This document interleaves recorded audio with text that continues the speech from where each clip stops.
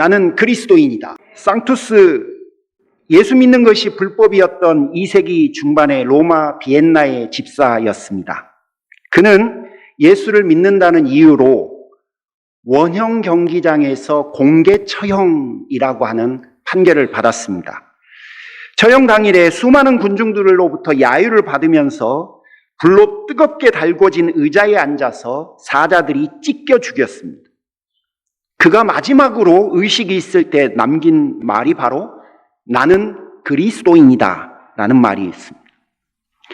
상투스와 같은 시대의 아피아누스는 로마 군인들에게 혹독한 고문을 받은 후 사형 선고를 받았습니다. 그가 받은 사형 집행 방법은 손발이 묶이고 그의 몸을 커다란 바위에 달아서 물에다 수장시키는 거였어요. 하지만 그가 마지막 순간에 외쳤던 말도 나는 그리스도인이다 였습니다. 그들 모두는 그리스도인이었습니다. 그리스도인으로서 고문과 협박에도 굴복하지 않았으며 죽음 앞에서도 당당했습니다. 그는 그리스도인이었기 때문에 그렇습니다.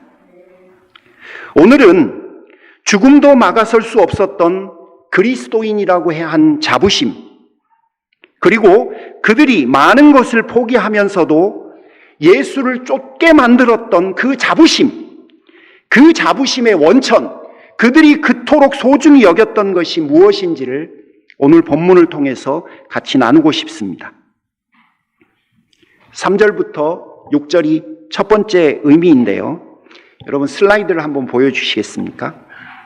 3절에 보면 주어가 나옵니다. 주어가 누구예요?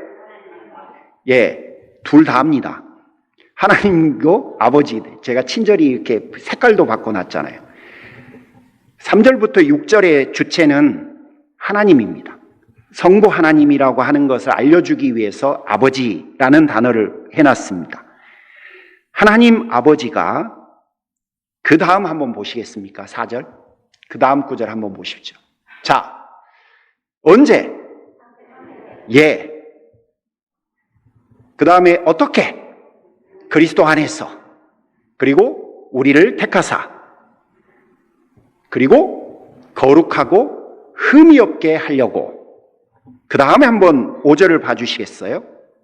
자기의 아들들이 되게 하셨다라고 되어 있습니다. 자, 시간을 좀 아끼려고 제가 좀 스킵을 했습니다. 그런데 3절부터 6절은 성부 하나님께서 언제, 어떻게, 그리고 결과적으로 뭘 해주셨는지를 설명하는 겁니다. 내용을 요약하면 이래요. 창세전에, 세상을 만들기도 전에 성부 하나님께서 우리를 택하셨대요. 어떻게 하냐면 그리스도를 통해서 결과적으로 뭘 원하셨냐? 우리를 하나님의 자녀가 되게 만드시겠다라는 이야기입니다. 여러분 한번 생각해 보세요. 한번 생각해 보세요. 아니, 하나님이 나를 위해서 세상을 만드시기 전부터 그런 계획을 가지고 계셨고, 그거를 당신의 독생자인 예수 그리스도의 희생과 헌신이라고 하는 방식을 통해서 이루셨다는 거예요. 나를 위해. 그러니 내가 그리스도인 됨은 하나님 아버지의 놀라운 계획이 창세 전부터 있었고 그 계획 아래서 내가 그리스도인이 된 거라고 오늘 본문 3절부터 6절은 밝혀줍니다. 놀랍지 않습니까? 그 다음에 7절부터 12절은 굉장히 길어요. 근데 7절을 한번 보여주시면 7절의 주어가 누굽니까? 우리는. 7절부터 12절까지는 우리를 위한 일이 맞아요. 그런데 실질적인 주어는 예수 그리스도가 우리를 위해서 뭘 어떻게 하셨는지를 쭉 기록하고 있습니다. 따라서 우리에게 이런 것을 받았다, 우리가 죄사함을 받았다라고 하는 게 핵심이지만 그 우리가 죄사함을 받기 위해서 그리스도가 어떻게 해주었다라고 하는 것을 계속 이야기해요. 그래서 그 다음에 보시면 그가 계속 주어가 예수님으로 바뀌는 것을 볼 수 있습니다. 자, 그러면 7절부터 12절은 이런 이야기예요. 우리는 죄사함을 받았어요. 그러니까 분명히 7절부터 12절의 핵심 주어는 우리는 죄사함을 받았다는 거예요. 그러나 그걸 내가 한 건 아니에요. 누가 했냐? 예수 그리스도가 어떻게 하심으로 우리가 죄사함을 받았다라는 거예요. 자, 7절에 우리는 그리스도 안에서 그의 은혜와 풍성함을 따라 그의 피로 말미암아 죄사함을 받은 거예요. 우리가 한 거예요? 아니에요. 예수 그리스도가 해주신 거예요. 예수님이 해주신 것의 결과로 나는 죄사함을 받은 거예요. 그 다음 9절 한번 봐볼까요? 9절에 한번 봐보십시오. 9절에서 말하고자 하는 의도는 너무 명확해요. 그 의도를 한번 파악해 보시면 좋겠는데, 제가 하이라이트 해놓은 단어가 9절과 11절에 세 군데죠. 동일하게 반복되는 단어가 뭡니까? 예정. 예정이라는 건 뭘 의미해요? 계획이에요. 계획이에요. 그러니까 교리에 따르면 도덕적 피조물을 향한 하나님의 크신 경륜과 목적을 예정이라고 그래요. 그러니까 도덕적 피조물은 사람이에요. 사람의 구원 계획과 관련된 계획을 예정이라고 하는 단어를 써요. 따라서 예정이라고 하는 단어는 오로지 우리 인간들의 구원 계획과 목적을 향해서만 성경은 예정이라는 단어를 씁니다. 그렇다면 예정도 계획인 거예요. 그 계획을 11절은 계획을 따라라고 말을 해요. 자, 9절의 예정, 11절의 계획, 11절의 예정. 이 말은 뭘 의미할까요? 우연히 했 것이 아니라 그분이 나를 위해서 오시고 나를 위해서 죽으시고 나를 위해서 행해 주신 모든 것들이 다 계획이 되어 있었다는 거예요. 그분의 계획에 의해서 그 일들을 했다는 거예요. 하다 보니 어쩔 수 없어서가 아니고, 그 다음에 누군가에 의해서 강요한 것이 아니고 계획하시고 스스로 선택하셔서 그 일을 했다는 거예요. 그러니 이렇게 표현하면 좋을 것 같아요. 예수님이 죽임을 당했으나 사실은 스스로 죽음을 선택하신 거예요. 그 계획, 그 길을 그분이 걸으신 거예요. 왜? 나를 죄사함을 얻게 하려고. 여러분, 상상의 날개를 좀 펴보세요. 여러분 중에 부모님들 계시죠? 남을 위해서 내 자식을 희생할 사람이 있습니까? 어림없죠. 택도 없어요. 다르게 다른 사람을 위해서 여러분 자신을 희생할 사람이 있습니까? 희생이 밥 한 끼 사는 거면 it's okay. 그 정도는 해낼 수 있어요. 그런데 남을 위해서 내 생명을 내놓을 사람이 있냐고요. 가끔 있어요. 그런 분들이 가끔 있어요. 그런 일이 벌어지면 우리는 놀랍다라고 말을 해요. 그런데 오늘 본문 3절에서부터 12절까지 내용의 핵심은 뭐냐면, 아버지가 다른 누구를 위해서 자기 아들을 내놔요. 그거를 창세 전부터 계획을 했대요. 여러분, 이게 감당이 돼요? 이러는 사람 세상에 한 명도 없어요. 그런데 하나님이 그리스도인인 나를 위해서 그 일을 행하셨다는 거예요. 내가 그거를 알아버린 거예요. 내가 그거를 깨달은 거예요. 내가 그 사랑을 경험한 거예요. 그래서 하나님의 사랑이라고 우리는 표현해요. 모든 그리스도인들은 그 하나님의 사랑을 깨닫고 마음에 간직한 사람인 거예요. 두 번째, 예수님은 하나님과의 약속에 의해서 사람이 되어 오셔서 나의 죄 사함을 위해서 본인이 십자가에서 죽으세요. 나를 위해. 제가 어제 약속이 있어서 롱 드라이브를 하느라고 요한복음을 켜서 읽기 시작을 했어요. 듣기 시작했죠. 근데 거기 보면 18장, 19장에 가면 무슨 일이 벌어지냐면요. 사람들이 예수님을 어떤 취급을 하냐면 강도인 바나바를 살려주고 예수를 십자가에 못 박으라고 하는 요구를 해요. 막 분노가 치밀었어요. 아니, 강도라 하면 사람을 죽인 사람을 말해요. 반란을 꾸민 사람을 말해요. 요즘하고는 좀 다른 개념이죠.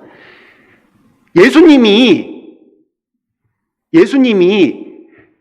반란을 꾀하고 사람을 죽인 저 사람보다 더 나쁜 죄를 지었다는 거예요.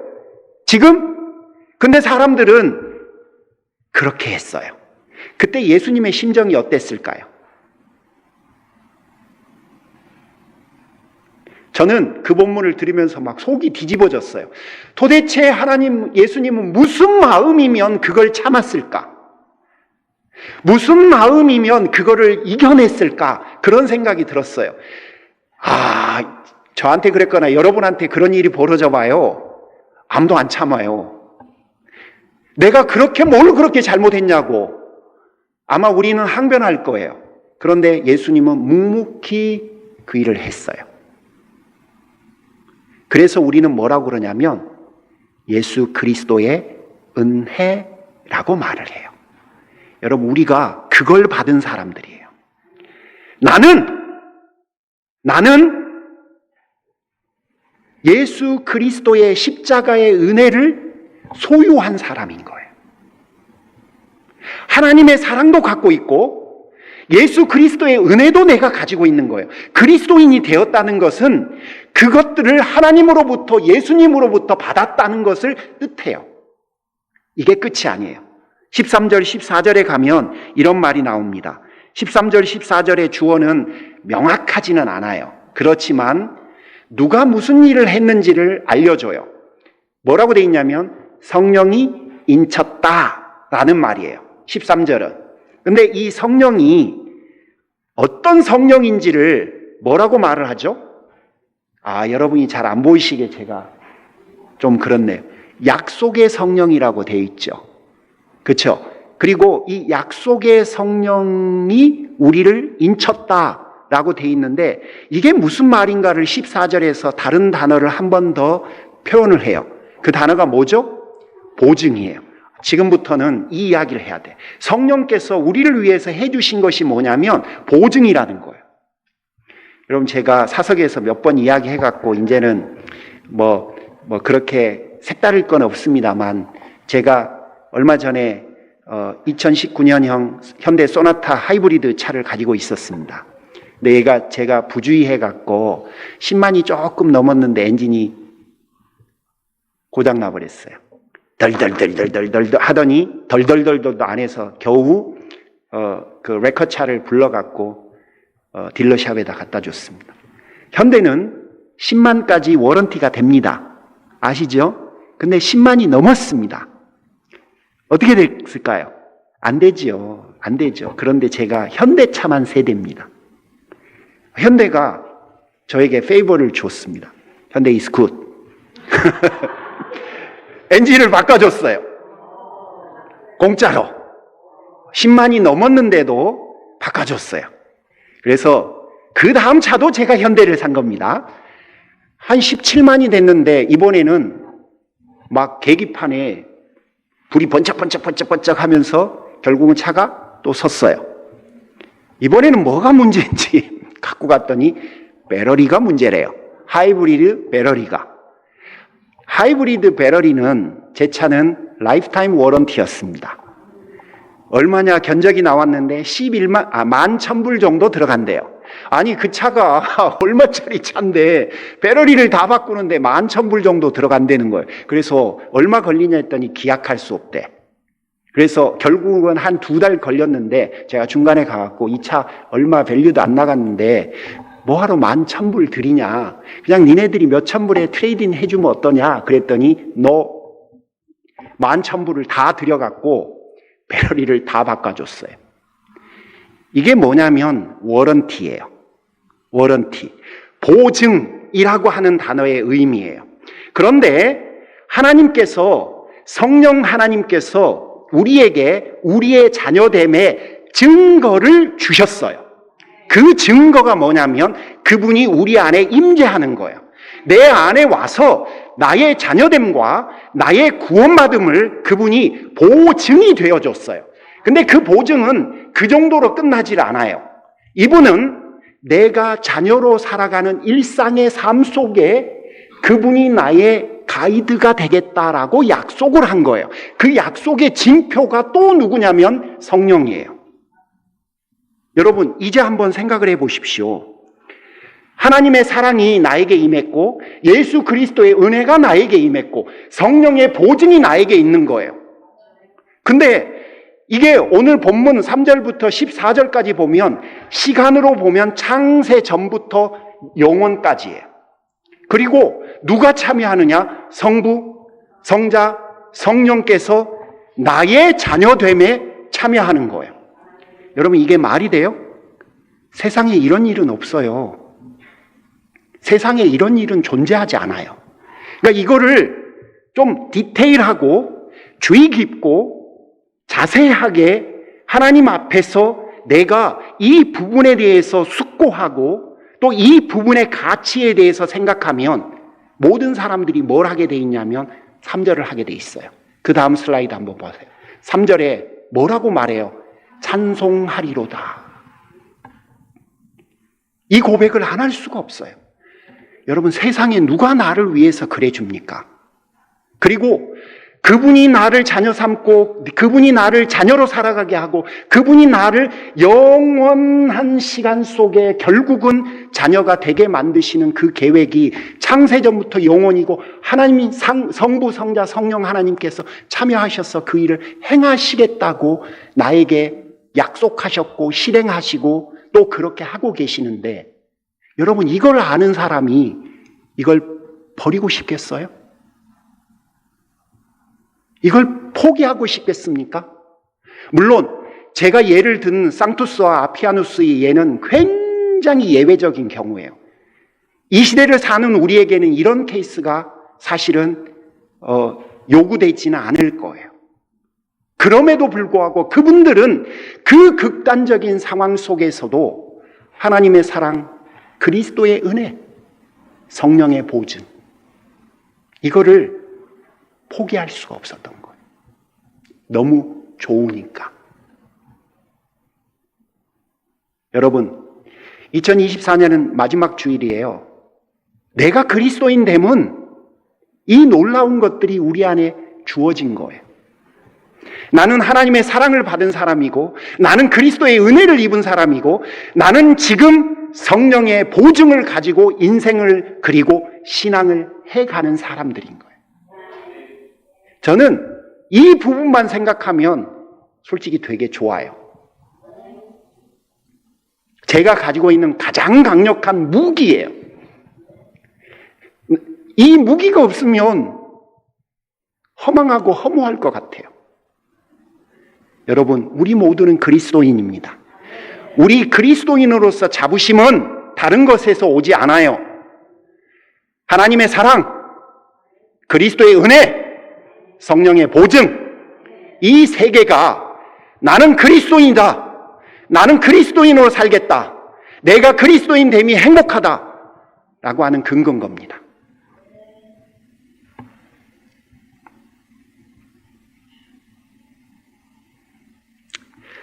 사실 나의 그리스도인 됨의 가치는 삼위 하나님이 나의 구원에 참여하셨다는 것만으로도 이미 그 가치는 확증이 되었어요. 한 분 하나님뿐만 아니라 이 세 분 하나님이 나서셔서 나 같은 사람의 자녀됨을 위해서 그 역할과 그 일을 해주셨다는 것만으로도 여러분 대단합니다. 그렇지 않습니까? 그런데 내 자신이 이만한 가치가 있는가? 그분은 그걸 해주셨지만 나는 내 자신을 생각할 때 내가 그만한 가치가 있어? 뭐 그런 의구심이 들 수도 있어요. 그리고 내가 그만한 자격이 있는가? 라고 하는 그만한 가치와 그만한 자격에 대한 내가 갖추고 있는 것에 대한 의구심이 들어올 때도 있어요. 그렇죠? 예, 솔직히 있어요. 로마서 5장 8절에 뭐라고 돼 있냐면 우리가 아직 죄인 되었을 때에 그리스도께서 우리를 위하여 죽으심으로 하나님께서 우리에 대한 자기의 사랑을 확증하셨다라고 돼 있어요. 이 부분이 그 모든 의구심을 다 해결해 줘요. 하나님이 나에게 사랑을 베푸셨고 예수님이 나에게 은혜를 베푸셨고 성령께서 나에게 보증을 했는데 그때가 언제냐면 우리가 죄인일 때라는 거예요. 내가 하나님의 사랑을 깨닫기 전이라는 거예요. 내가 그리스도의 은혜를 받아들이기 전이라는 거예요. 알지도 못할 때 그것이 얼마나 귀하고 그것이 얼마나 중요하고 그것이 나에게 얼마나 소중한지를 인정하지도 않을 때에 하나님은 나에게 사랑을 베풀었고 그리스도는 나에게 은혜를 베풀었고 성령은 나에게 보증을 했다는 거예요. 자, 그러면 하나님의 사랑과 그리스도의 은혜와 성령의 보증을 받을 만한 자격이 나에게 있는가? 내가 그만한 가치가 있는가? 라고 하는 의구심은 한 번에 해소되죠. 왜냐하면 나에게 자격이 있어서 내가 그만한 가치가 내 스스로 확보해서 그거를 주신 게 아니라는 거예요. 그분이 나를 위해서 그거를 해놓으시고 나에게 그거를 준 거라는 거예요. 그러니 나의 그리스도인 됨이라고 하는 자부심은 성부, 성자, 성령께서 해주신 그 일에서 오는 거지 내가 해놓은 어떤 것에서 오지 않는다는 이야기입니다. 그래서 뭐라고 그러냐? 에베소서 2장 10절 새번역 버전이에요. 여러분은 하나님의 작품입니다 라고 이야기를 해요. 그러니까 내가 내 인생을 이렇게 멋들어지게 만들어놨어, 나는 그리스도인이 되기 위해서 이런 인생을 살았어 라고 어느 누구도 말할 수 없어요. 왜? 성부 하나님께서, 성자 예수님께서, 성령 하나님께서 나를 작품으로 만들어 놓으신 거기 때문에 그렇습니다. 얼마나 놀랍습니까? 여러분, 2024년 12월 마지막 주일에 무슨 메시지를 전할까 고뇌하다 우리가 하나님 앞에 얼마나 존귀한 존재인지를, 그분이 나를 어떻게 생각하는지를 여러분에게 한 번 더 리마인드 해드리고 싶었습니다. 여러분, 이제 좀 딴 이야기를 해볼까요? 우리에게 이런 자부심이 있어도 어떤 분들과 어떤 존재들은 우리의 자부심을 폐마하기도 해요. 우리의 그 자부심을 공격하기도 해요. 성도의 자부심이 별 볼 일 없는 거라고 말하기도 하고, 성도들의 연합체인 교회를 비난하기도 하고, 우리의 신앙이 무가치한 것이라고 비하하기도 합니다. 때로는 그리스도인인 내 자신도 하나님의 자녀됨에 대해서 별 볼 일 없는 것처럼 행동할 때가 있어요. 슬픈 일이지만 우리가 받은 은혜가 그렇게 귀한 것이 아니라고 행동할 때도 존재해요. 다만 누군가가 무시한다고 여러분 자녀됨이 무시되어지는 게 아니에요. 누군가가 모욕한다고 자녀됨이 무가치한 것이 되지도 않아요. 심지어 성도 스스로가 성도됨을 귀하게 여긴다고 그 성도됨이 nothing이 되지는 않아요. 여러분, 누구든지 자녀인 우리를 향해서 비난하고 모욕하고 폐마할 수는 있어요. 내 스스로도 그럴 수는 있어요. 그렇다고 하나님이 나를 위해서 해주신 그 모든 것들이 그분들의 말처럼 내가 생각하는 것처럼 그렇게 무시되어지거나 폄하되지 않는다는 이야기예요. 입만 아파요. 그래 봐야 아무 소용이 없어요. 왠 줄 아십니까? 하나님이 하신 일을 어느 누구도 방해할 수 없기 때문에 그래요. 다르게 좀 이야기해 볼까요? 성도들이 모두가 다 이상적인 성도들만은 아니에요. 교회가, 모든 교회가 다 사도행전적 교회인 것은 아니에요.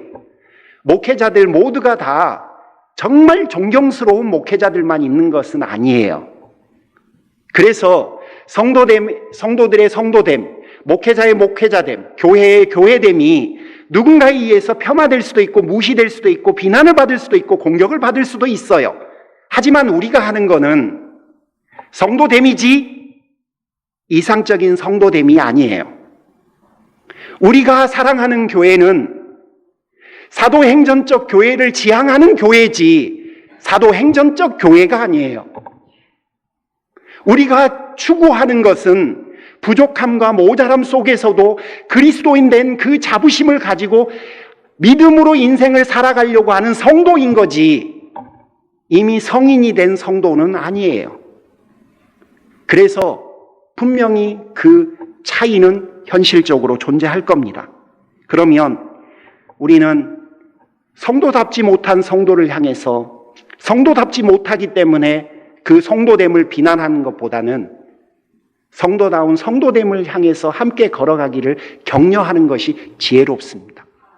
교회답지 못한 교회를 보거나 목사답지 못한 목사를 보면 목사도 아니야 라고 하는 것은 우리의 역할이 아니에요.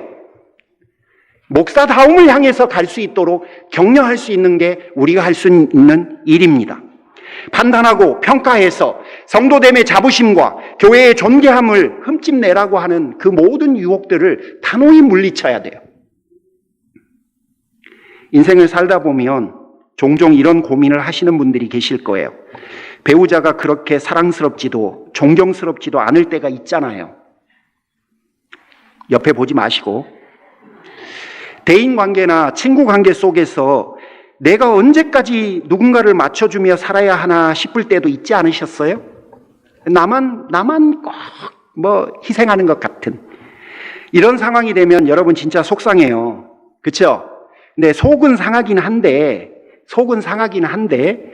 우리가 다르게 한번 생각해 볼 여지가 있을 것 같아요. 여러분, 아내가 사랑스러워 사랑하면 그게 사랑인가요? 아내가 사랑스러운 행동을 해. 그래서 내가 사랑해. 그러면 그게 사랑입니까? 그거는 상식이에요. 남편이 존경스러운 행동을 해서 존경하면 그게 존경입니까? 그거는요, 상식이었으니까 두 번 똑같은 단어를 쓰는 건 안 좋아요. 미국 패러프레이즈 하라고 그래요. 당연한 거예요. 여러분, 마음은 이해가지만 이걸 뭘 고민해요? 사랑스럽지 않아도 사랑해야 사랑이죠. 존경스럽지 않아도 존경해야 존경인 거예요. 안 그러면 그건 사랑도 존경도 아닌 상식이고 뭐라고요? 당연함이에요. 나만 맞춰주고 나만 손해보는 것 같다고요? 가끔 그런 생각이 들 때가 있기는 해요. 나만 맨날 손해보는 것 같아. 손해보는 것 같아서 내가 더 그랬다가는 안 될 것 같아서 한 번씩 부르륵 한번 하고 그러긴 하는데 여러분 진짜 그럴까요? 내가 다른 거를 못 볼 정도의 부침이 있어서 지금은 내가 하는 게 더 커 보이는 거예요. 그런데요, 어느 순간 그분이 나를 위해서 하는 것을 깨달을 때가 있어요. 와우, 저 친구가 나를 위해서. 그때가 되면 마음에 감동이 되죠. 그때는 왜 그걸 보냐면 이제는 그걸 볼 눈이 생긴 거예요. 이제 내 마음속에 있는 그걸 못 보던 그것이 이제 해결되고 이제는 그걸 볼 수 있게 된 거예요. 여러분, 관계라는 건요, 일방적인 건 없어요. 그러면 이미 친구 사이 끝나야 돼요. 나 혼자 나만 희생하고 나만 헌신한 것 같으면 이미 끝난 거예요. 근데 유지되고 있잖아요. 그거는 주고받고 있기 때문에 그런 거예요. 근데 왜 내 눈에 안 보일까? 붙인 거야. 거기까지 지금 내가 너무 힘들어서 그게 안 보이는 거예요. 그러므로 새롭게 생각해 볼 여력이 있다는 겁니다. 여러분, 오늘 말씀을 정리하고 싶습니다. 오늘은 2024년 마지막 주일이에요. 딱 한마디만 기억해 주면 좋겠어요. 뭘까요? 나는 그리스도인이다. 어떤 폄훼와 어떤 공격과 어떤 의구심이 들더라도 우리는 이거는 지켜야 돼요.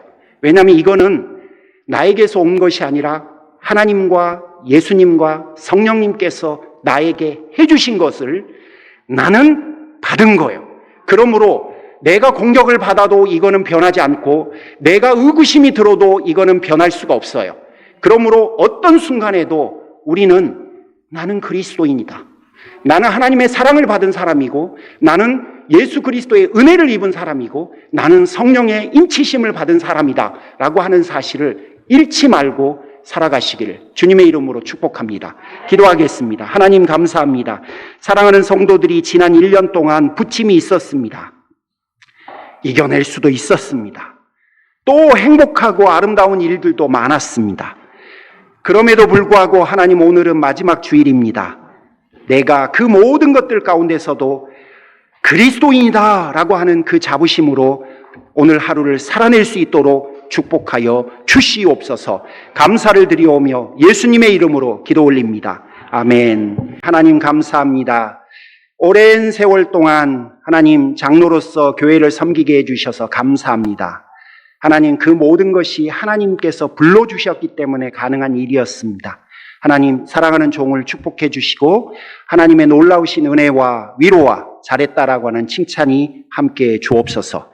하나님, 사랑하는 성도들이 믿음의 고백을 담아서 11조 감사, 선교, 주일헌금, 기타 예물을 하나님 앞에 드립니다. 기도의 제목을 달아서 하나님 앞에 또 드립니다. 하나님, 그 모든 것들을 흠양해 주옵시고 하늘문을 여시고 축복하여 주시옵소서. 박의인 목사님 사모님께서 계속해서 허리가 아프십니다. 주여 불쌍히 여기시고 하나님 여종에게 하나님의 은혜를 허락하여 주시옵소서. 주님 감사합니다. 우리 자녀들과 가족들을 마음껏 축복하여 주옵소서. 몸이 아프신 하나님의 백성들, 또 아버지를 하나님께로 보내드린 허지연 집사님, 또 송종은 집사님에게 하나님의 놀라우신 은혜가, 출타 중인 사랑하는 모든 교회 가족들에게 하나님의 평안이 함께하여 주옵소서. 이제는 우리 주 예수 그리스도의 은혜와 하나님 아버지의 극진하신 사랑하심과 성령님의 감화감동 내주 충만 역사하심이 하나님 우리 모두에게 지금부터 영원토록 함께 하시기를 간절히 축원하옵나이다. 아멘.